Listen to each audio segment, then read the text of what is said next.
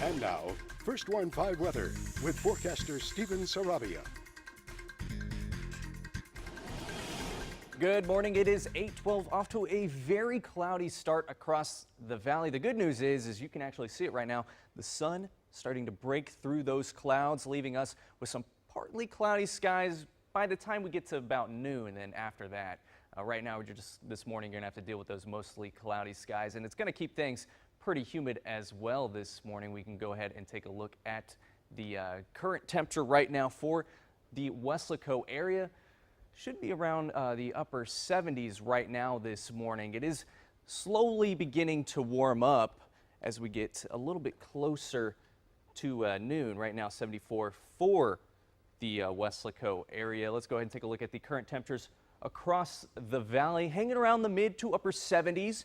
Some places getting really close to the 80s, like McAllen at 78. But again, we have Weslaco at 74, Harlingen 77, same for Brownsville, and 78 for Port Isabel. There's only a very slight chance of rain this morning, only for the morning. By the time we get into the afternoon, chance of rain pretty much gone.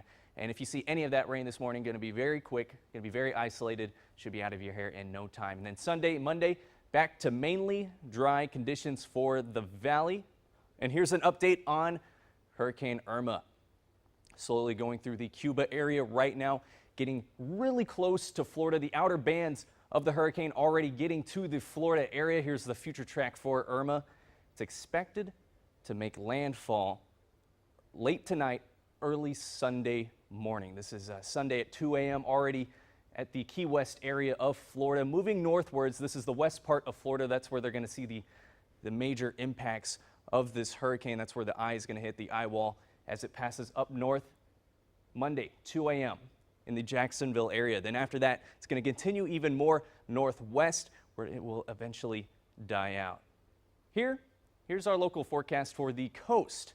Now, there is a small craft advisory and a high current risk, and that's due to Katia, which is south of us, making its way into Mexico, still impacting our surf conditions. So keep an eye on that if you are planning on going to the island today. Wind speeds come from the northeast at 15 to 20 miles an hour. Low tide at 11:35 a.m.